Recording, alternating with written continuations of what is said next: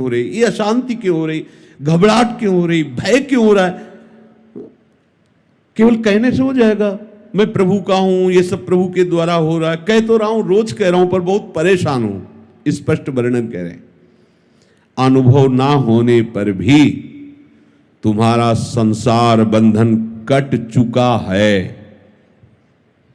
जैसे एक बहुत बड़ा वृक्ष हो, पुराना, और आंधी से जड़ से उखड़ जाए, उखड़ गया है, बड़ी बड़ी जड़ें हैं, पर कुछ छोटी अभी ऐसे नीचे से, पूरा नहीं उखड़ पाया, गिर गया है, अब उसकी सत्ता नहीं रह रही, पर वो थोड़ा थोड़ा नीचे जमीन से आधा ऐसे ऊपर दिखाई दे रहा, नीचे की छोटी जड़ें ऐसे लगी हुई हैं, उससे वो हरा भरा महीनों दिखाई देगा, तो आपको लगेगा वृक्ष जिंदा। नहीं नहीं, जहां आप उठाओगे खत्म हो गया।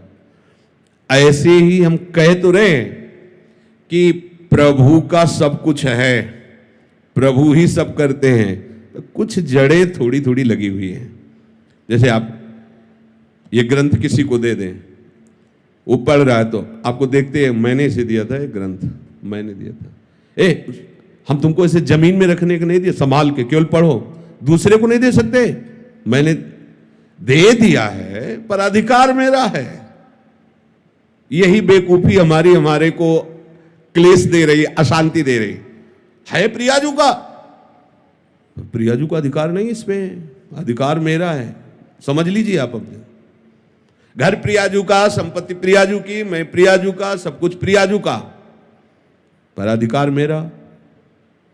अगर प्रियाजू ने ये वस्तु ऐसे इधर से इधर कर दी, तो आपके भजन का, आपके समर्पण का यही फल। मैं चाहता था ये यहां रखी जाए, यही रखी जाए,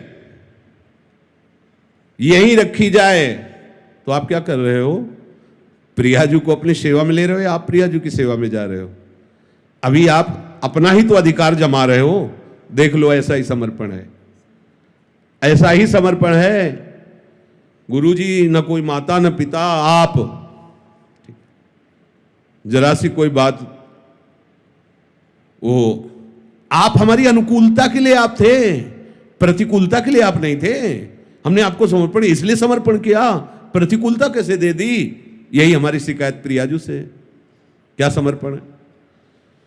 हमें रोग हो गया, हमें कष्ट हो रहा है, हमारा अपमान हो रहा है, हमारी निंदा हो रही है, ऐसा हो वैसा। अब तुम्हारा क्या बचा भाई? वो छोटी छोटी जो जड़ें हैं उनको भी उखाड़ दो।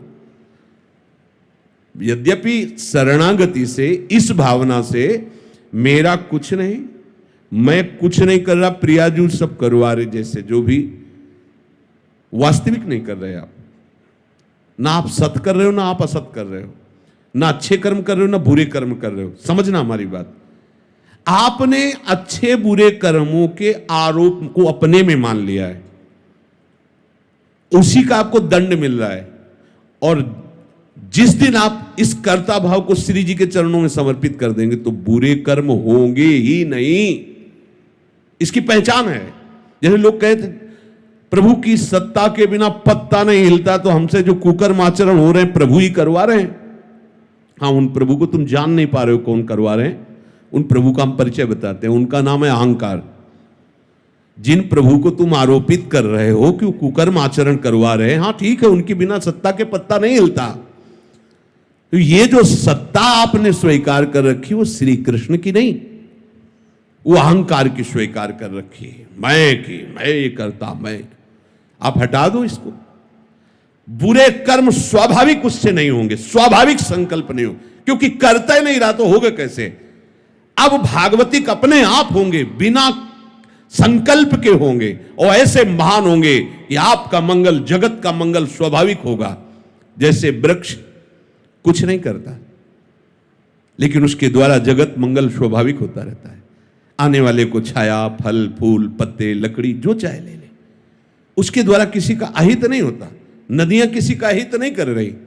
ऐसे संत का, जो भगवत चरणारविंद में आसक्त है, वो करता नहीं किसी का मंगल, उसे स्वाभाविक मंगल होता है। पुष्प की खुशबू स्वाभाविक प्रकृति में सुगंध फैला देती है, उसको प्रचार प्रसार नहीं करना होता।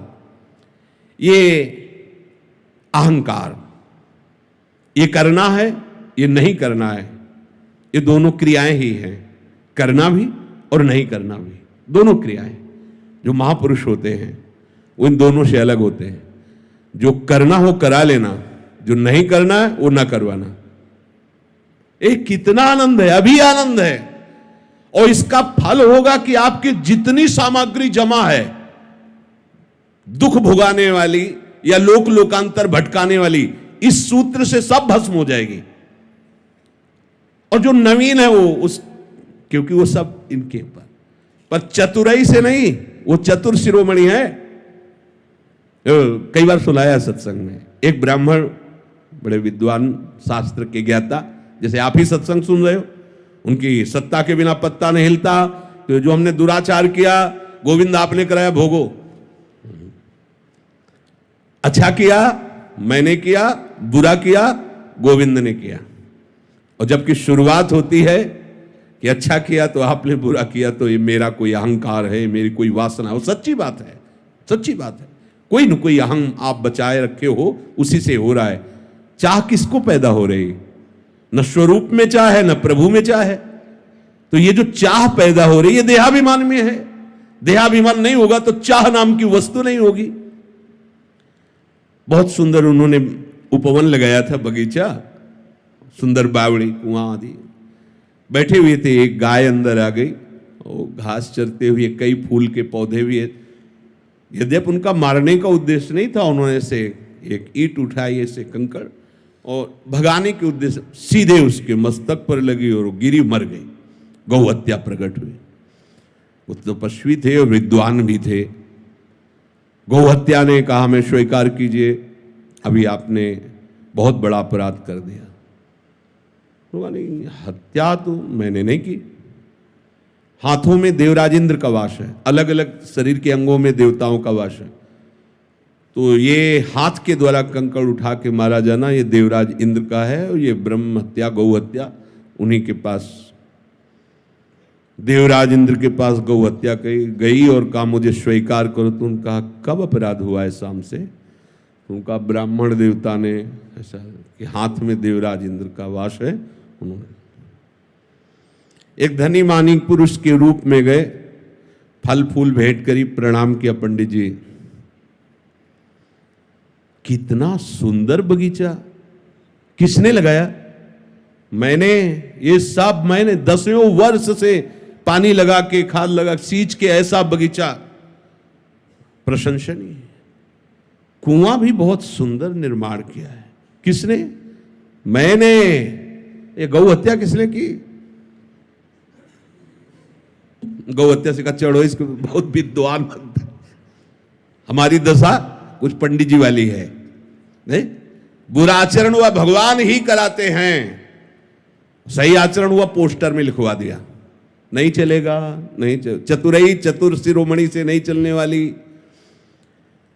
साधन काल में प्रकृतिजन्य गुणों से सर्वथा अतीत हूं, ऐसा अनुभव ना होने पर भी जब साधक ये मान लेता है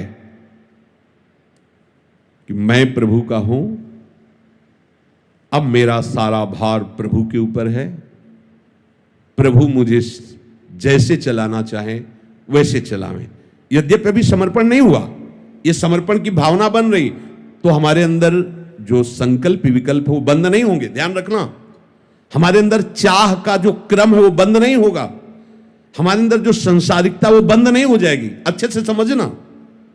पर सही बात आगे लिखा है, सही बात यह है कि ये मान्यता तुम्हें मुक्त करके ही छोड़